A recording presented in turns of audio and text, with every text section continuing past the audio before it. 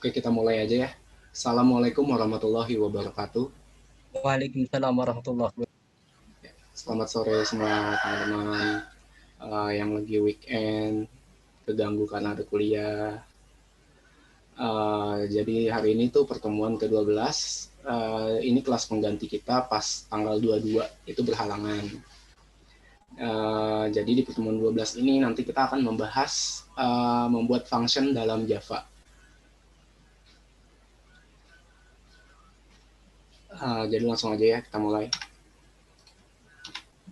Nah, jadi di section ini, di pertemuan ini kita akan membahas tentang definisi dari function, lalu ada uh, kelebihan atau keunggulan dari penggunaan function, lalu ada tipe-tipe function, lalu di sini ada function overloading dan overriding, lalu ada function deklarasi, gimana cara kita mendeklar sebuah function, lalu ada function with return, lalu ada function without return, lalu ada function with parameters, dan terakhir ada call function.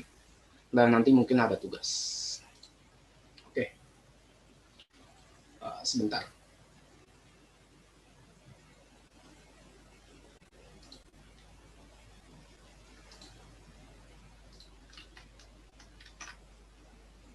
Jadi yang pertama itu definisi dari function. Jadi function itu sejumlah instruksi program yang dikelompokkan menjadi satu dan bagiannya tidak dalam main. Jadi kalau di Java itu kan kita ngerunning program itu, Java itu defaultnya jalanin fungsi yang ada di dalam main. Jadi ini kita membuat sebuah fungsi baru yang tidak ada dalam main. Function biasa juga disebut dengan subprogram. Nah, di dalam bahasa Java itu sebenarnya bukan function namanya, tapi sebutannya itu method. Jadi function atau method. Nah, karena Java ini kan sifatnya itu OOP, dia itu berbasis objek, makanya disebut dengan method. Untuk OOP-nya sendiri mungkin nanti ada mata kuliah tersendiri untuk membahas lebih lanjut. Nah, apa yang dimaksud dengan subprogram? Jadi seperti yang tadi saya bilang bahwa di Java itu akan menjalankan fungsi main.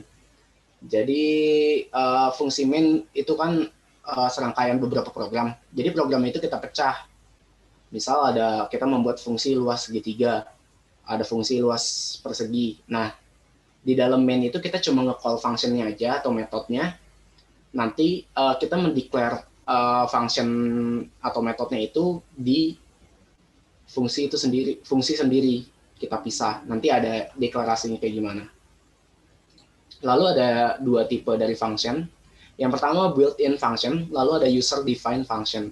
Built-in function itu sebutan untuk function yang sudah ada secara bawaan dari dalam bahasa pemrograman. Sebagai contoh, perintah sistem out.println yang biasa kita pakai. Itu adalah function atau metode bawaan bahasa Java.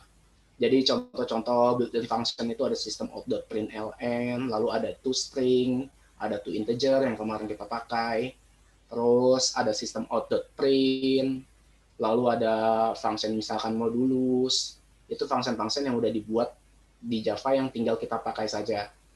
Lalu ada user defined function, function yang kita atau sebagai programmer itu yang membuat sendiri.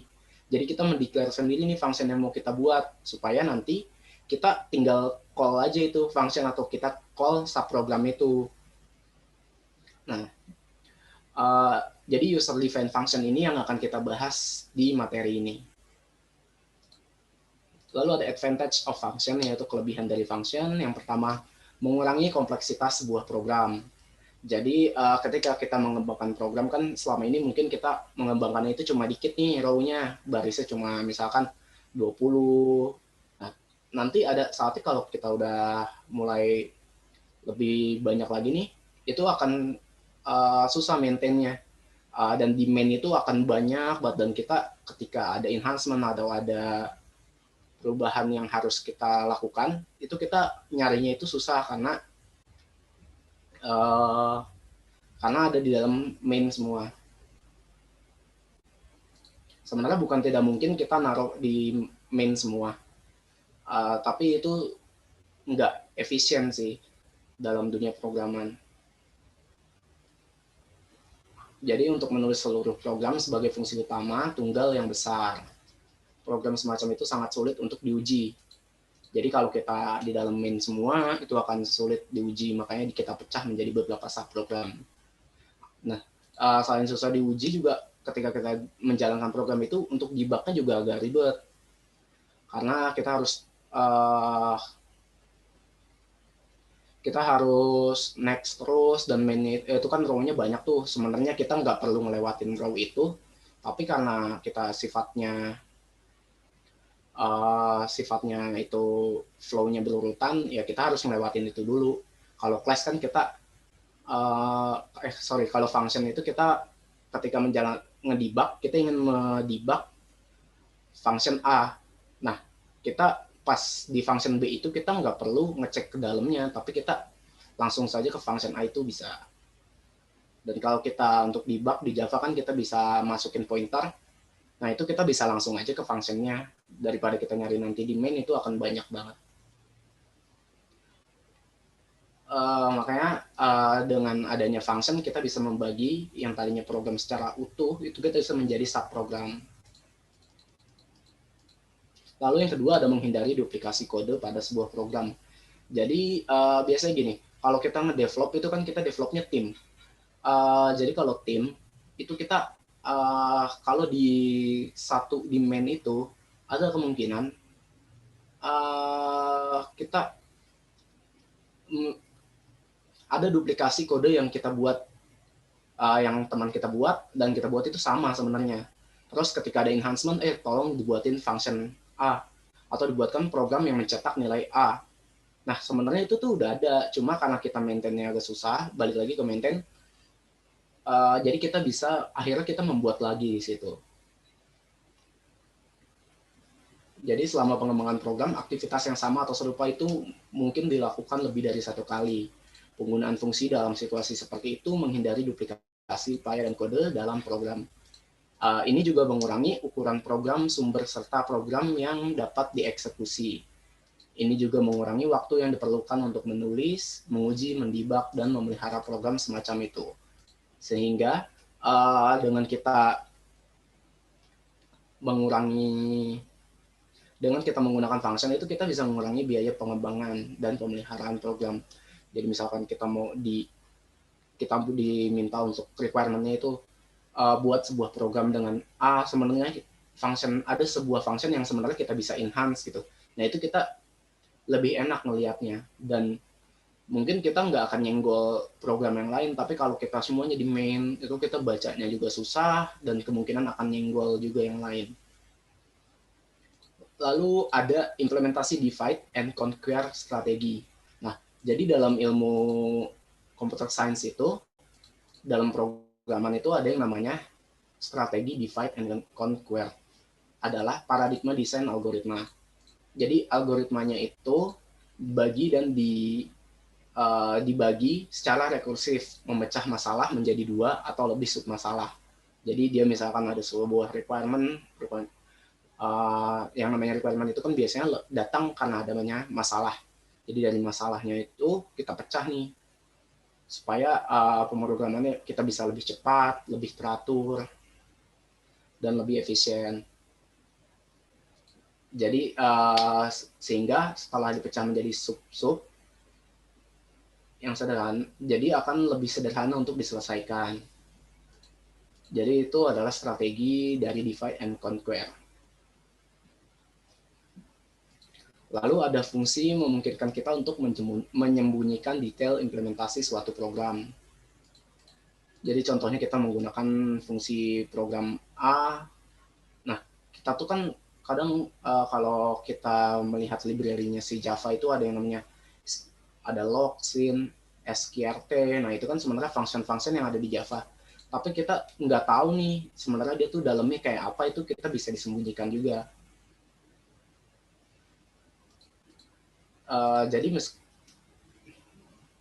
Jadi itu kita bisa sembunyikan sehingga orang lain itu menggunakan, tapi sebenarnya mereka tuh tidak perlu tahu dalamnya seperti apa, dalam dari fungsi itu.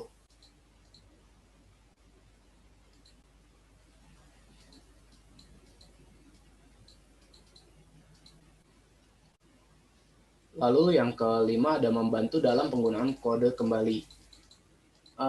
fungsi yang dikembangkan untuk suatu program dapat digunakan jika dapat digunakan lagi,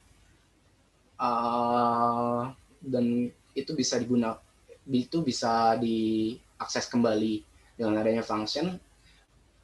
Misalkan kita buat program, ada yang namanya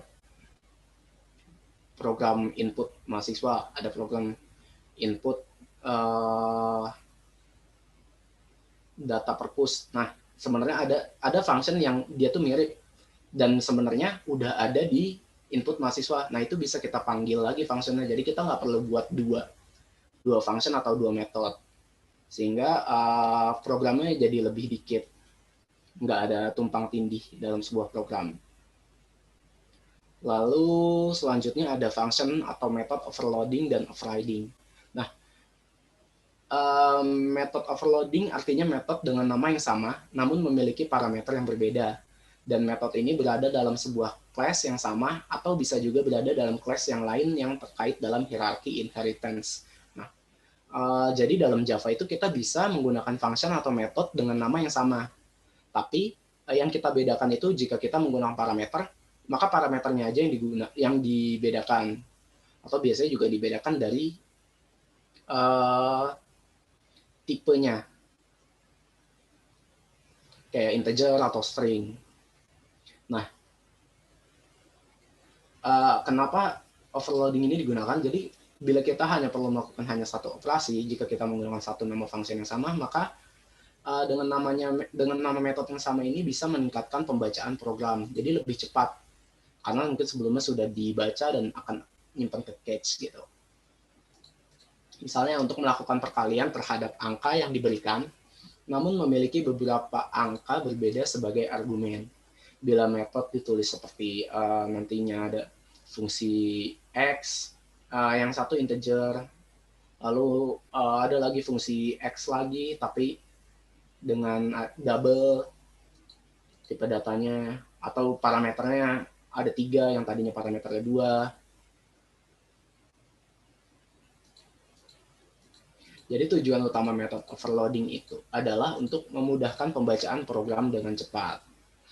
Ada 2 cara untuk melakukan overload method, dengan mengganti jumlah argumen, dengan mengganti tipe data. Jadi yang tadi jumlah argumennya yaitu parameternya, atau kita bisa mengganti tipe datanya. Nanti untuk tipe data itu ditaruhnya di mana di metode itu ada di function declaration. Lalu ada method overriding, artinya memberikan implementasi yang baru dari suatu metode pada subclass. Jadi metode ini berada pada class yang berbeda yang terkait dalam inheritance. Jadi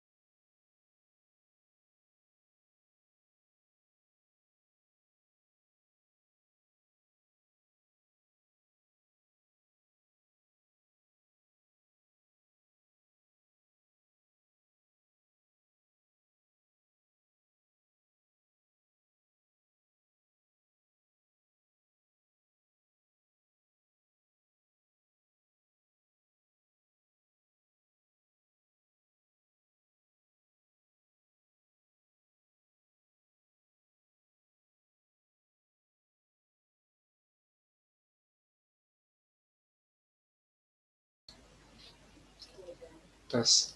Halo? Suara saya masuk nggak ya? Masuk Pak, masuk. Oke.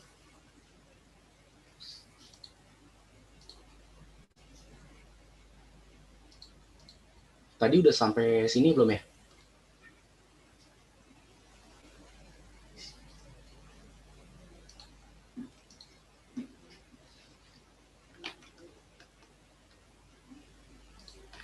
Saya ke slide sebelumnya dulu ya. Takutnya ada yang miss. Jadi method of riding itu artinya memberikan implementasi yang baru dari suatu metode pada subclass. Jadi metode ini berada pada class yang berbeda yang terkait dalam inheritance. Inheritance itu ciri-ciri dari pemrograman yang bersifat objek. Jadi Java ini kan bersifat objek. Lalu ada function declaration. Di sini function declaration itu terbagi menjadi 4 bagian. Yang pertama ada modifier. Modifier itu menandakan hak akses metode tersebut dari luar class. Jadi kalau ada di dalam satu buah class, kita mau manggil metode ini dari class lain. Nah, itu kita perlu set di sini dulu nih.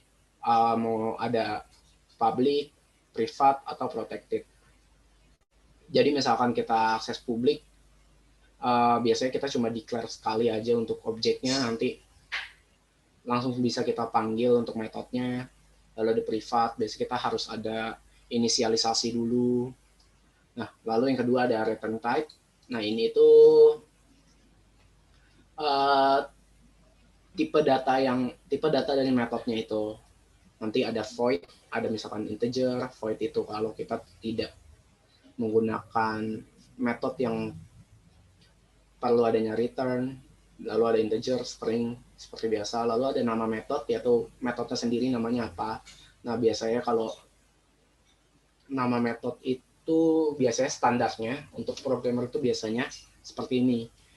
Misalkan ada 2 suku kata, biasanya suku kata pertama selalu ada huruf kecil, lalu suku kata selanjutnya itu huruf besar untuk di awal suku katanya. Tapi ini sih bebas.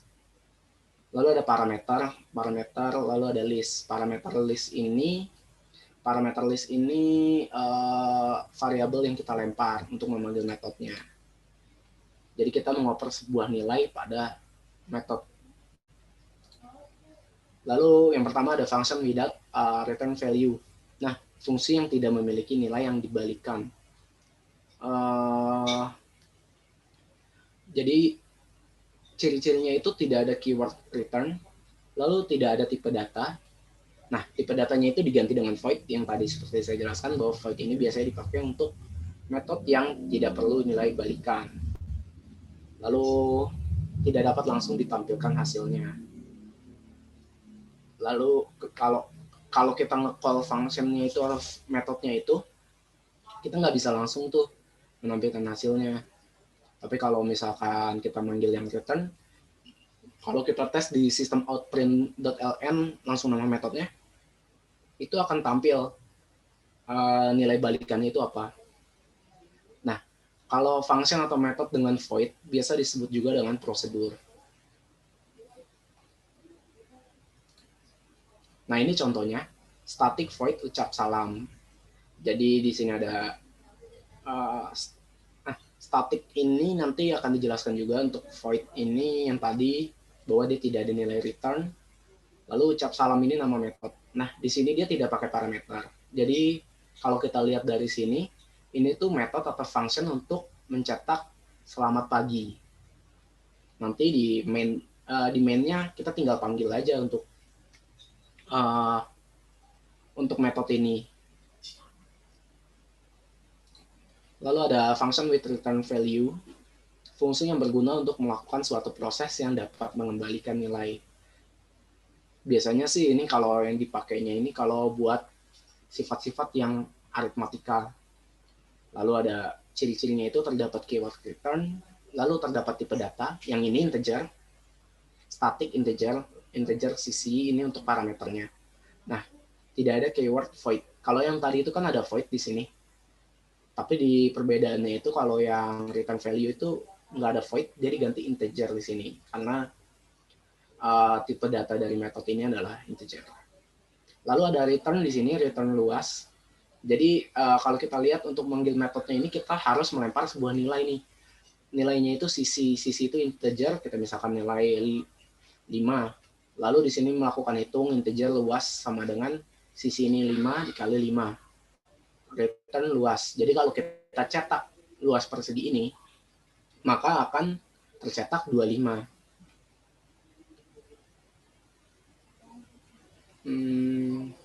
Jadi di contoh ini kita membalikan nilai dengan tipe integer, yaitu nilai dari hasil perhitungan luas persegi. Nah, ini ada function static and non-static. Jadi kata kunci static akan membuat fungsi dapat dieksekusi langsung, tanpa harus membuat instansiasi objek dari kelas. Jadi ini contohnya yang di atas ini declare untuk fungsi yang tidak pakai static, lalu yang bawah menggunakan static. Di yang makan, fungsi makan ini itu print hi, lalu saya sedang makan makanan ini variabel dari parameter. Jadi kita melempar nama makanannya. Jadi untuk mencetak makanan misalkan ada nasi goreng atau apa. Lalu ada static void minum string minuman. Nah, jadi ini jika menggunakan static. Sebenarnya nggak beda jauh sih, cuma di declare-nya aja di sini satu pakai static yang satu enggak.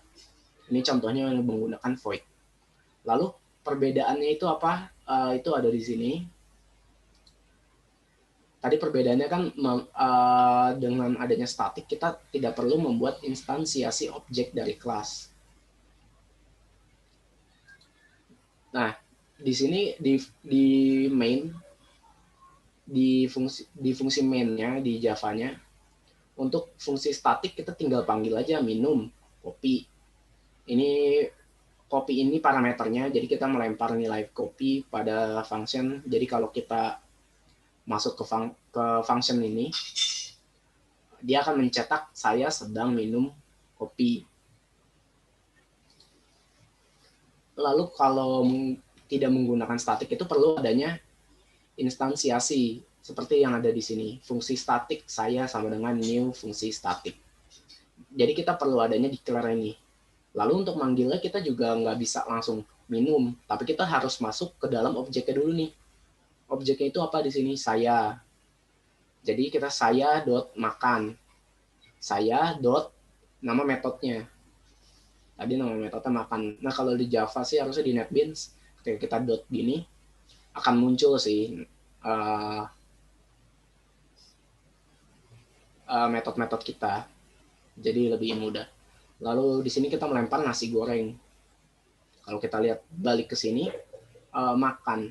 Metode makan dilempar nasi goreng. Maka yang akan tercetak adalah, hai, saya sedang makan nasi goreng.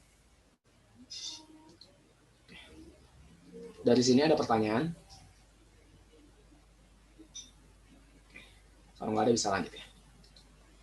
Jadi untuk function atau method with parameter, parameter adalah variabel yang menampung nilai untuk diproses di dalam fungsi atau metode. Parameter berperan sebagai input untuk fungsi. Jadi dalam metodenya itu kita perlu ada nilai untuk yang diproses, maka perlu dilempar. Nah, kalau misalkan di dalam metode kita udah declare harus melempar variabel, tapi kita tidak melempar, itu akan error. Kecuali kita melempar misalkan nilai 0, itu jalan. Tapi balik lagi, 0 itu nanti akan diproses nggak sama si metodenya. Balik lagi dari fungsi dari subprogram itu. Nah, ini adalah contoh untuk yang static. Static, tipe data, nama fungsi, tipe data, nama parameter, tipe data, nama parameter lain. Jadi di sini kalau kita lihat ada 2 buah parameter dari programnya. Jadi parameter ditulis di antara tanda kurung yang ini setelah nama fungsi. Lalu parameter harus diberikan tipe data. Parameternya itu harus diberikan tipe data. Lalu bila terdapat lebih dari satu parameter maka dipisah dengan tanda koma. Ini seperti kayak yang biasa aja sih kalau di Java kemarin kita declare array juga kita misahinnya dengan tanda koma. Di sini juga sama. Nah, tipe datanya ini nggak harus seragam. Ada yang integer, ada yang string. Jadi untuk parameter 1 dan parameter 2 ini, tipe datanya nggak harus seragam. Ini integer, ini string itu bisa. Lalu bagaimana call function, yaitu public static void main string. Nah, ini yang tadi kita tinggal ketik aja ucap salam gitu. Lalu ada call function yang kedua itu jika tidak menggunakan statik, maka kita perlu instansiasi objek. Nah, itu kalau kita lihat di situ instansiasinya itu di bagian K sama dengan new kotak. Lalu k.isi data. Jadi metodenya itu namanya isi data.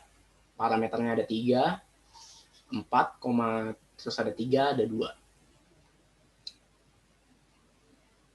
Lalu di sini ada cetak lagi nih, cet volume kotak sama dengan k.hitung volume. Jadi k.hitung volume ini juga metode. Jadi setelah kita instansiasi objek ini, kita nggak cuma bisa manggil satu metode, bisa manggil metode lainnya. Lalu ada variabel global dan variabel lokal.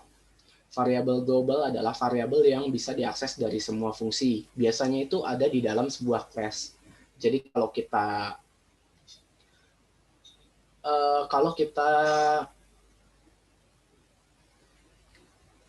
kita membuat metode itu kan selalu ada di dalam sebuah class. Tapi ini tuh adanya di luar metode, tapi di dalam class. Itu namanya variabel global. Lalu ada variabel lokal, variabel yang hanya bisa diakses dari dalam fungsi tempat variabel itu berada. Jadi kalau kita naruh di dalam class tapi di luar metode atau function itu, kita function lain atau metode lain itu bisa nge-call variabel itu, kita bisa set variabel itu. Tapi kalau di dalam function atau metode itu yang bisa akses itu cuma dari metode itu sendiri, kecuali metode itu sendiri nge-return. Lalu ketika kita call metode lain, kita ngelempar lagi ke metodenya.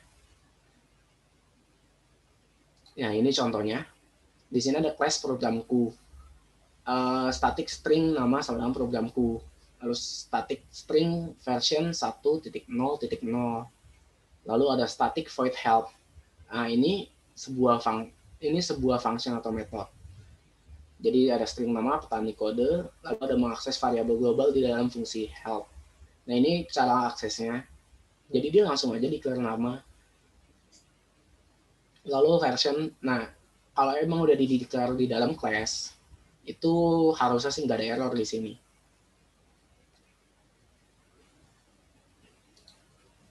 Nah, dari metode dan function sebenarnya hanya itu saja. Jadi di sini ada latihan. Buatlah sebuah function input detail mahasiswa dengan parameter NIM, nama, jurusan.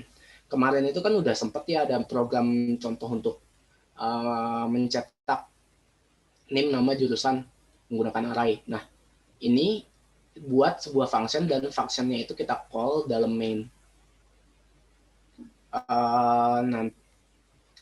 Jadi parameternya tapi ini ya, parameternya itu array, bukan parameter yang satu-satu gitu, ada 3 gini, tapi array dalam satu buah data mahasiswa gitu. Jadi nanti setelah ini mungkin kita akan bahas kalau misalkan belum ada yang mengumpulkan, tapi kalau udah ada mungkin nanti nggak kita bahas, maka akan lanjut ke praktis selanjutnya sebagai sebuah tugas. Karena untuk function sendiri sebenarnya nggak begitu banyak sih materinya. Nah, dari sini ada pertanyaan.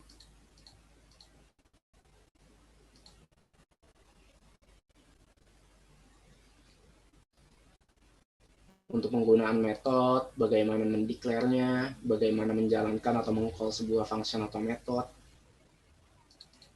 Oke, jadi balik lagi ke latihannya ini, kita melempar data NIM, nama, jurusan, nanti disimpan ke dalam sebuah variabel, lalu kita cetak NIM, nama, jurusan itu. ini bebas mau menggunakan static, mau menggunakan void atau mau menggunakan yang nilainya pakai return, itu bebas. Kalau nggak ada pertanyaan, mungkin habis kita istirahat dulu sambil mengerjakan ini. Nanti setelah istirahat kita bahas. Terima kasih. Selamat sore semuanya. Sore, Pak. Oh ya, sambil mengerjakan saya absen dulu ya.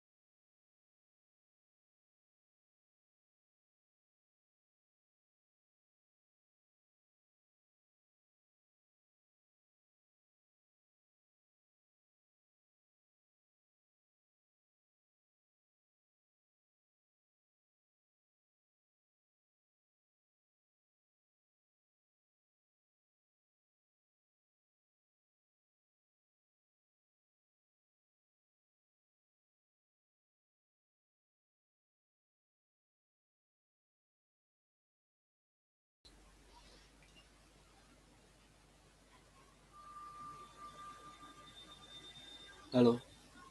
Oke, malam kita mulai lagi ya untuk pembahasan latihan ini. Jadi di sini buatlah function input detail mahasiswa dengan parameter NIM, nama, dan jurusan. Tadi saya meminta untuk NIM, nama, dan jurusan itu bentuknya array. Jadi di sini sudah saya buat sebuah programnya.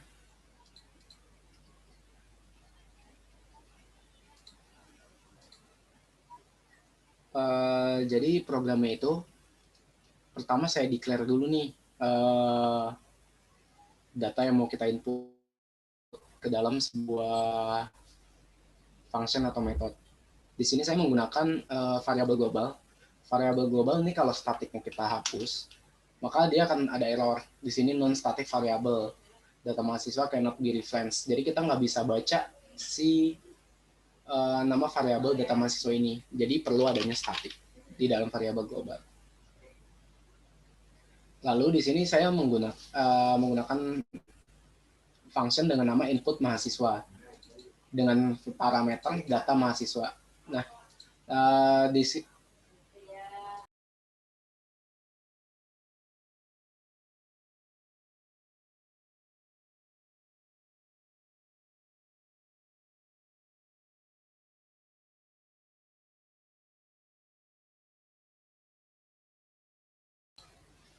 Oke, jadi di sini tadi lanjut ya. Function atau metodenya itu bentuk tipe datanya di sini string. Di sini string dengan tipe array, lalu lemparannya juga string, tapi dalam bentuk array. Nah, kalau dibaca program secara urut, tentunya Java akan membaca function atau metode main dulu nih. Dia akan menjalankan main dulu. Nah, mainnya itu programnya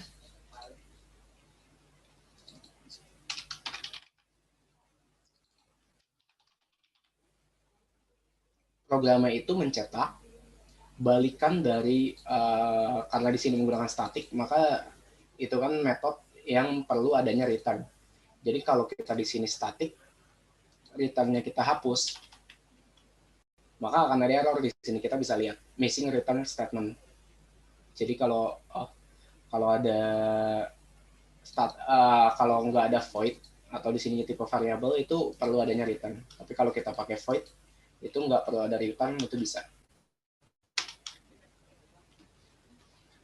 Di sini mencetak pertama NIM mahasiswa dengan di sini saya manggil function atau metodenya itu karena di tipenya array dan array yang lemparannya ini untuk indeks ke nolnya itu kan NIM, maka di sini saya declare indeks ke nol karena NIM mahasiswa. Lalu di sini ada indeks ke satu itu nama Roy, lalu ada indeks kedua itu jurusan mahasiswa. Jadi kalau kita running, seharusnya ada NIM mahasiswa titik 2 NIM-nya 100120006. Nah, sebelum running ini dulu deh, bahas fungsinya dulu. Function atau metodenya ini yang pertama saya declare hasil.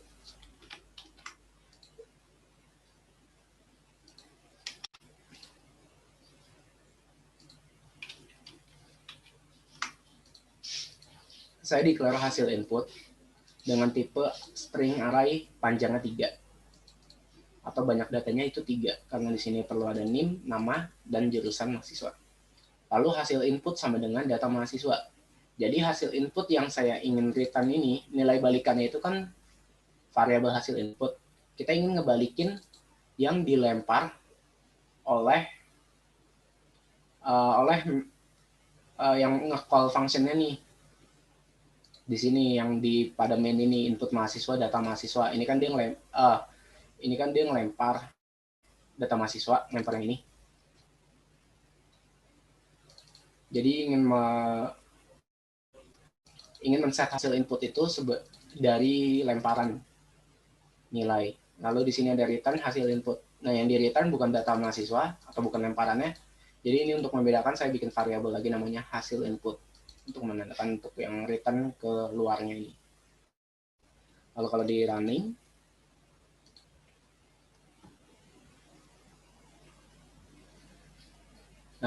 akan tercetak seperti ini. NIM mahasiswa 1001200006, lalu nama mahasiswanya Roy, lalu jurusan mahasiswa itu sistem informasi. Kalau misalkan pengen tahu nih, masuk ke sini terus hasil inputnya akan apa, ini kita bisa debug. Di sini saya taruh breakpoint, lalu run debug file.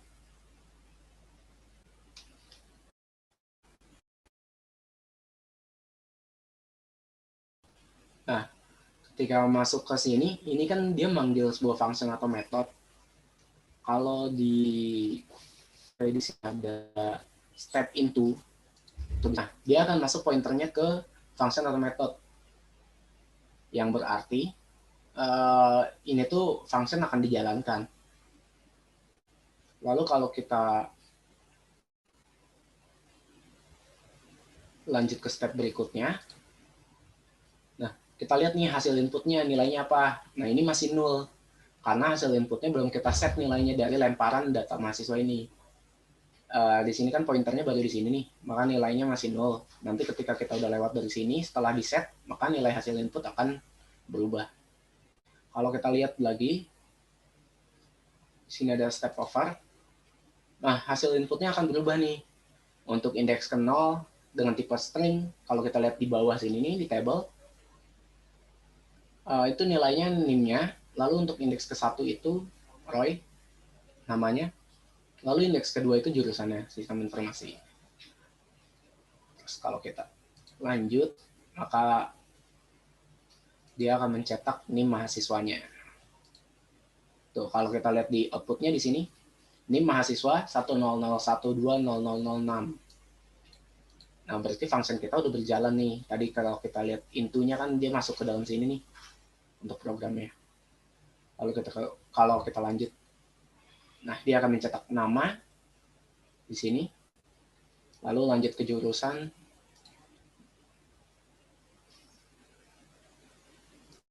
Nah, dia akan mencetak jurusan.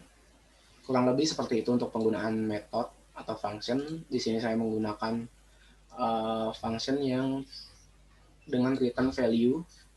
Kalau saya tidak menggunakan void, saya menggunakan tipe data string array.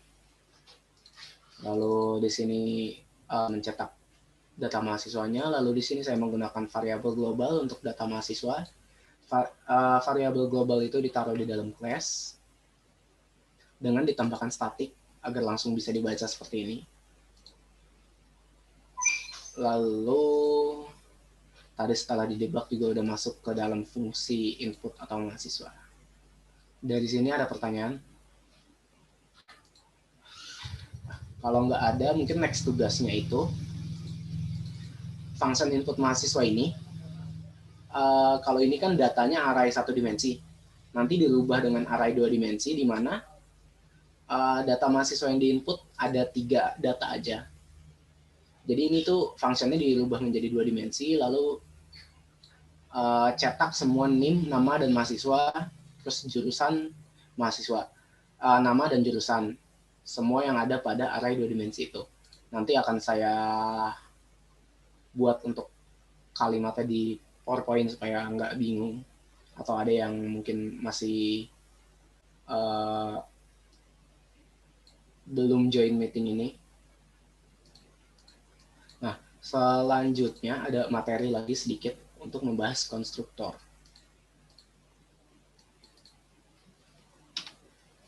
Nah, selanjutnya itu konstruktor method.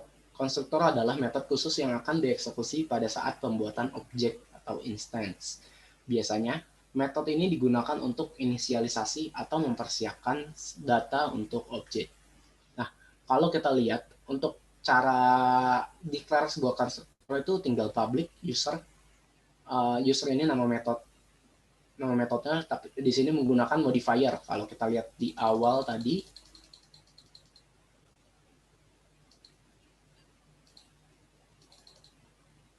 ada ini modifier. Modifier itu ada public, privat, protected. Itu untuk hak akses sebuah class. Jadi di sini langsung nih modifier, langsung nama metode atau nama konstruktornya. Di sini mencetak eksekusi metode konstruktor. Lalu ini ada contoh untuk bagaimana mendeklar sebuah konstruktor dan bagaimana cara memanggilnya. Nah, jadi untuk men-setnya kan tadi udah public user. Lalu untuk men-setnya itu, dia perlu adanya user, perlu di-set dulu nih objeknya nih, atau yang tadi inisialisasi atau inisiasi dari objek nih. User petani sama dengan new user. Jadi perlu kita set dulu nih petaninya di sini. Karena di sini tidak menggunakan static. Lagi kan yang tadi. Yang tadi bahwa kata kunci static akan membuat fungsi dapat dieksekusi langsung tanpa harus membuat instansi objek dari class.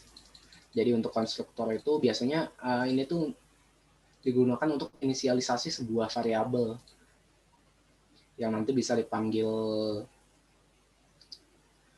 di berbagai macam class. Lalu ada konstruktor with parameter. Nah ini sama. Jadi kalau public user atau public nama langsung dari metodenya itu berarti konstruktor.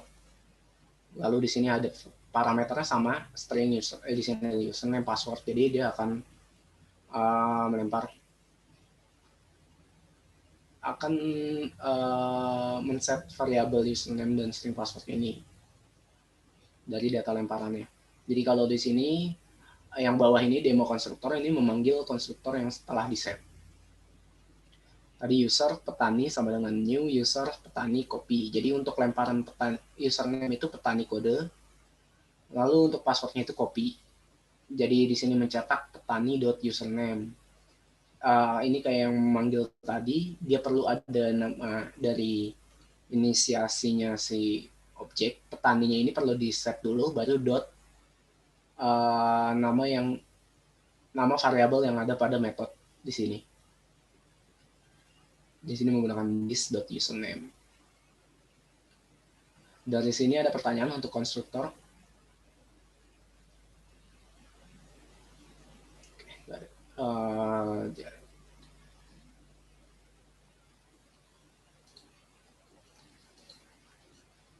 Oke, jadi untuk materi dari metode atau function itu cukup.